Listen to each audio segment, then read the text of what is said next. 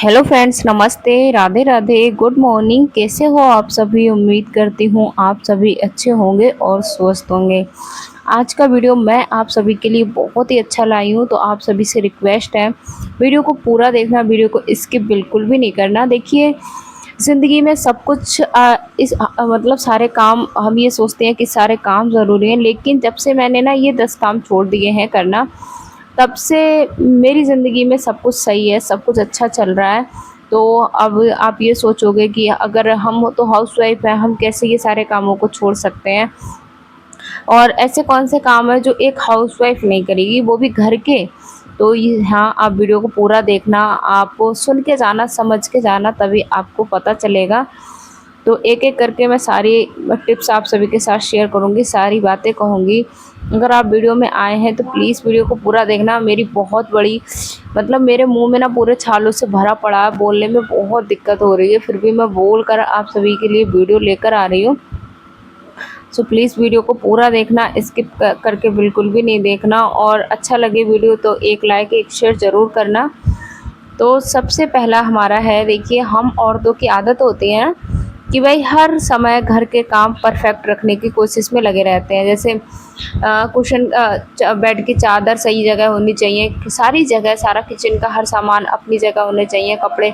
इस चक्कर में ना हम बिल्कुल भी अपने आप को आराम नहीं दे पाते, 1 मिनट का भी आराम हम नहीं लेते, और पूरा दिन हम काम करते हैं, थक जाते हैं। तो देखिए, अगर बच्चे हैं घर में तो थोड़ा बहुत तो घर बिखरेगा भी, लेकिन हर समय उन्हीं चीज़ों में लगे रहना, घर को परफेक्ट बनाने की कोशिश में जुटे रहने, हमें अक्सर थका देता है। तो कभी-कभी तो चल जाता है, ये नहीं है कि बहुत ज़्यादा बिखरा है। अगर बच्चे खेल रहे हैं तो थोड़ा बहुत तो घर बिखरेगा ही, है ना? जब आप बाद में बच्चे खेलना बंद कर देंगे तो सारी चीज़ें अपने आप से व्यवस्थित रहने लगेंगी। तो हम बहुत पीछे पड़े रहते हैं कि हमारी सारी चीज़ें सही काम सही जब समय पे होने चाहिए। कोई आ गया तो क्या कहेगा? भाई बच्चे हैं घर में, तो कभी-कभी हो जाता है हमारी शरीर साथ नहीं देता या हमें कोई प्रॉब्लम होती है तो हम नहीं कर पाते हैं उन कामों को। तो इसमें कोई गिल्ट फ़ील करने की या बुरा लगने वाली कोई बात नहीं है। तो आप इस काम को नहीं, अगर कभी-कभी ऐसा हो रहा है कि नहीं कर रहे हैं, तो आप इसको बिल्कुल भी पछतावा ना करें। एक काम और रहता है ना, हर दिन हम पूरे घर की सफाई करने में जुटे रहते हैं, हर दिन। हमें लगता है ये चीज़, ये चीज़, ये चीज़, लेकिन उसके चक्कर में हम अक्सर थक जाते हैं।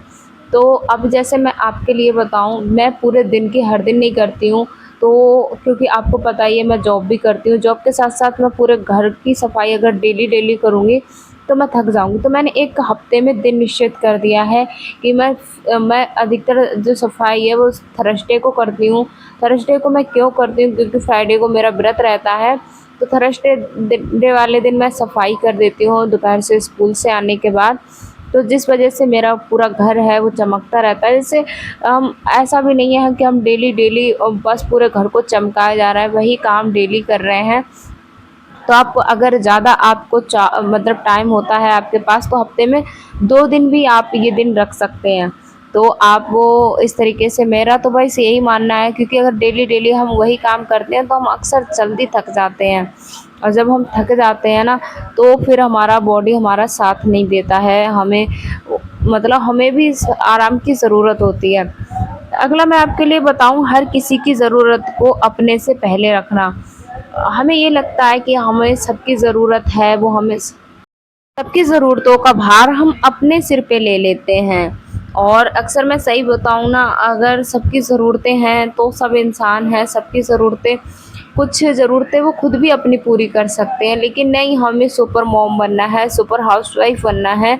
उसके चक्कर में हम अपने सिर पे पूरे कामों का भार लेके डोलते रहते हैं, और जब हम थक जाते हैं, थक के जब हम शाम को लेटने जाते हैं ना, तो कोई हमें ऐसा नहीं दिखता है हमारे आस-पास कि वो हमारी सराहना करे और कहे कि हाँ, आज तुम थक गई हो। हम हाउसवाइफ़ के कामों की कभी गिनती नहीं लगती है, और ना ही हमारी मेहनत को कभी आँका जाता है।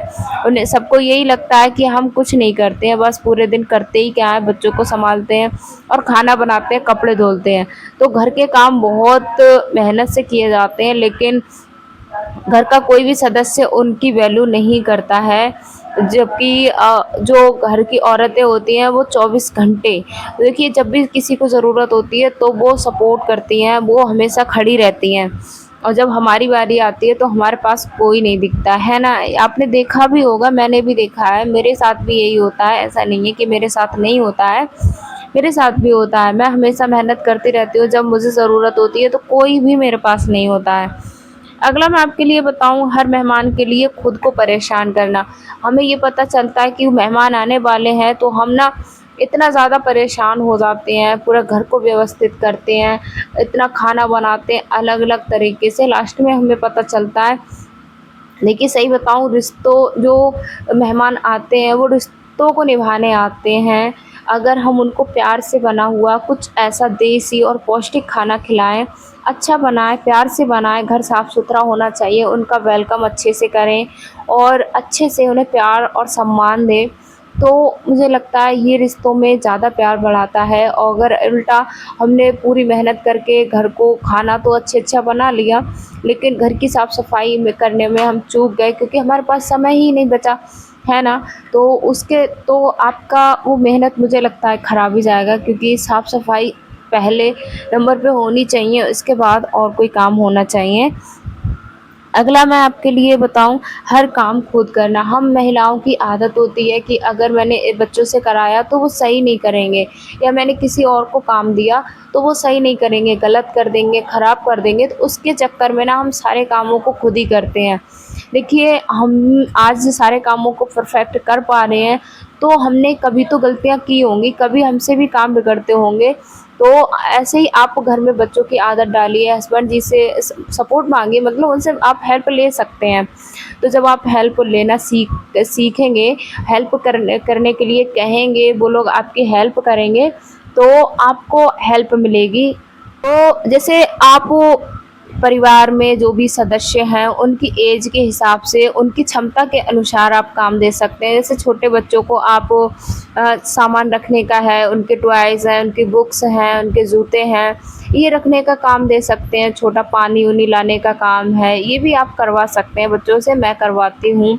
ऐसे ही आप हस्बैंड को भी दो थोड़ा बहुत काम दे सकते हैं। जैसे आप हस्बैंड जी फ्री बैठे हैं तो आप कपड़े फ़ोल्ड करने के लिए भी दे सकते हैं। ऐसे घर में बुज़ुर्ग लोग हैं, सासू माँ हैं या ससुर जी हैं, तो बाहर से लाने-जाने का सामान है जो हल्का-फुल्का, जैसे थोड़ी दूर पे दुकान है तो वो उनसे करवा सकते हैं। सासू माँ से आप बैठे-बैठे सब्जियाँ काटने के लिए कह सकते हैं। बच्चों को आप ध्यान रखने के लिए भी कह सकते हैं कि आप बच्चा है। इस तरीके से आप उनकी एज और क्षमता के अनुसार काम कर सकते हैं। आप यहाँ पे देख ही सकते हो, मेरे हस्बैंड जी अपने हिसाब से काम कर देते हैं, जैसे बच्चों को तैयार वो कर देते हैं, क्योंकि अगर मैं बच्चों को भी तैयार करूँगी तो मैं घर के कामों को कैसे कर पाऊँगी, क्योंकि घर में भी बहुत सारे काम होते हैं, 7 बजे तक मुझे रेडी भी होना होता है। तो मैं तो भाई हर काम खुद करने की ज़िम्मेदारी बिल्कुल भी नहीं लेती हूँ और बिल्कुल मेरा मन भी नहीं होता है।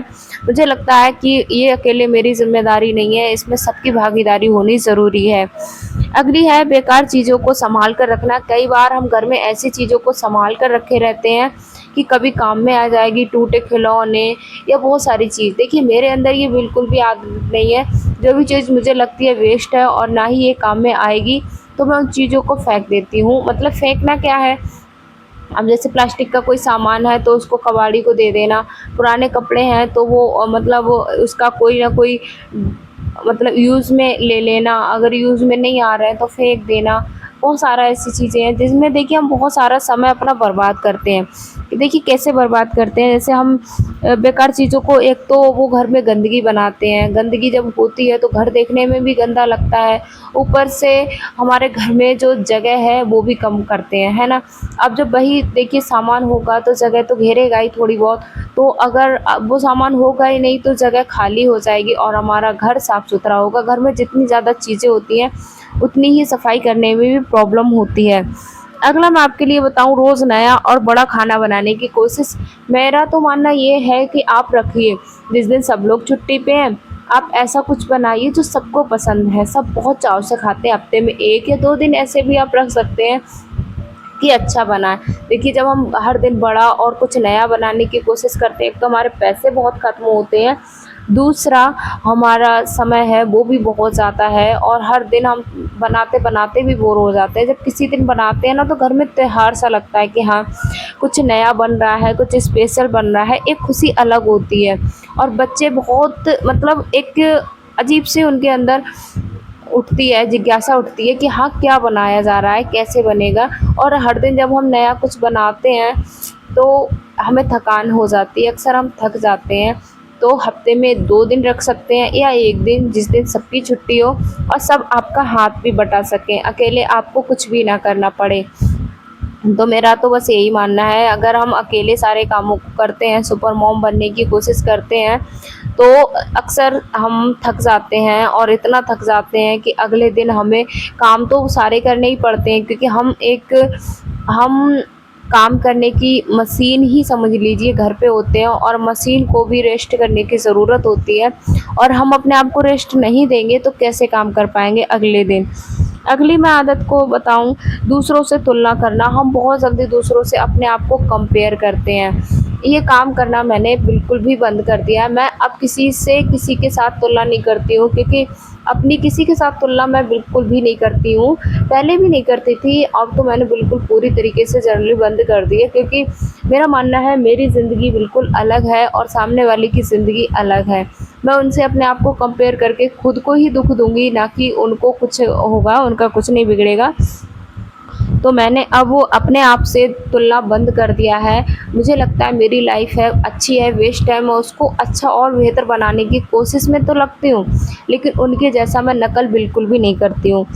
नमी है देखिए हर बात पर चिंता करना कि भविष्य में क्या होगा, बच्चे कैसे पढ़ेंगे, मतलब आगे की चिंता करना, हर बात पर चिंता हम बहुत जल्दी करने लगते हैं। और मुझे जहाँ तक मान आप सभी भी जानते होंगे, चिंता करने से कुछ नहीं हल होने वाला, ना ही कोई समस्या हल होती है।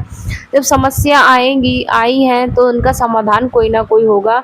समझदारी ये है कि हम उन समस्याओं को आराम से समझें और उनका कोई ना कोई हल निकालें। ऐसी कोई समस्या नहीं है जिसका कोई हल नहीं होता है, तो उसका कोई ना कोई हल होगा ज़रूर। लेकिन हम बहुत जल्दी तनाव और डिप्रेशन में जाने लगते हैं कि भाई कैसे करके क्या होगा, मैं नहीं कर पा रही हूँ। अब बहुत ज़्यादा चिंता करने लगते हैं। तो आपको चिंता बिल्कुल भी नहीं करनी है, आपको मेहनत से बस करते रहना है काम अपना। और यही जो आदत, नई आदत देखिए हर किसी के अंदर होती है। बहुत जल्दी हम डर जाते हैं, घबरा जाते हैं और बहुत जल्दी हम चिंता करने लगते हैं। 10वीं आदत है खुद को सबसे आखिर में रखना। हम ये करते हैं, घर में कुछ अच्छा बना है पहले सबको दे देते हैं, फिर हम खा लेंगे। और होता क्या है, अक्सर बाद में हमारे पास कुछ नहीं बचता है।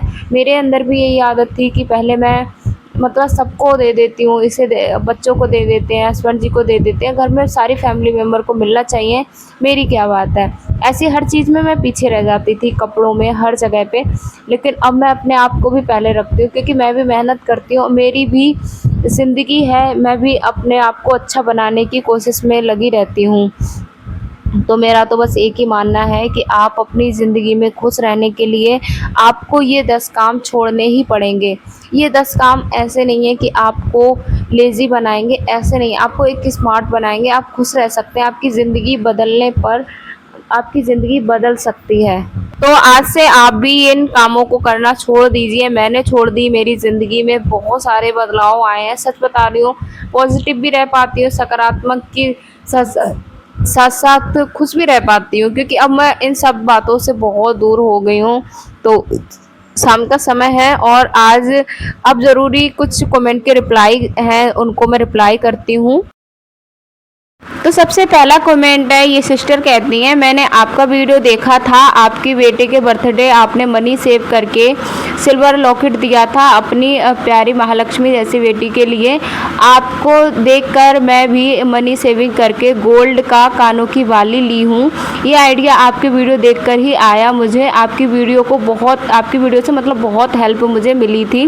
तो thank you so much sister. जब आप सभी ऐसे कमेंट करते हो ना तो मन खुश हो जाता है और इतना बढ़िया, इतना बड़ा कमेंट करने के लिए थैंक यू सो मच।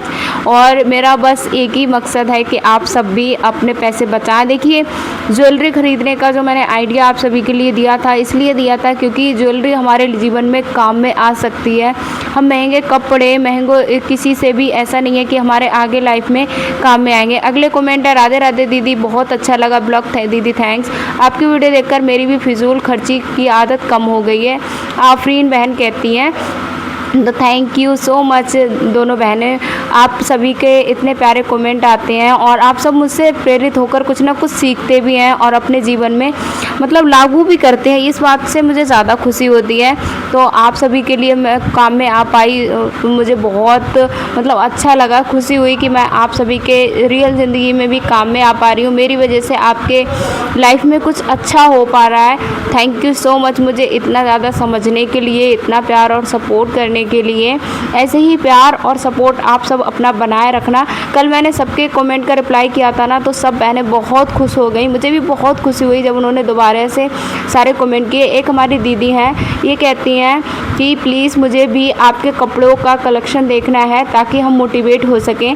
तो बहुत सभी मेरी एक सिस्टर ने भी कहा था, मुझे बिल्कुल भी अनकंफर्टेबल नहीं लगा आपने कहा था, मतलब और कुछ भी बुरा नहीं लगा।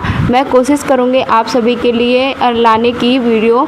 तब तक के लिए आप सब अपना ख्याल रखें। मिलूँगी आप सभी से अगले वीडियो में अच्छे से टॉपिक के साथ। और जिन बहनों के कमेंट के रिप्लाई मैंने कर दिए हैं, कल की वीडियो में आगे कमेंट के रिप्लाई हम मिलेंगे।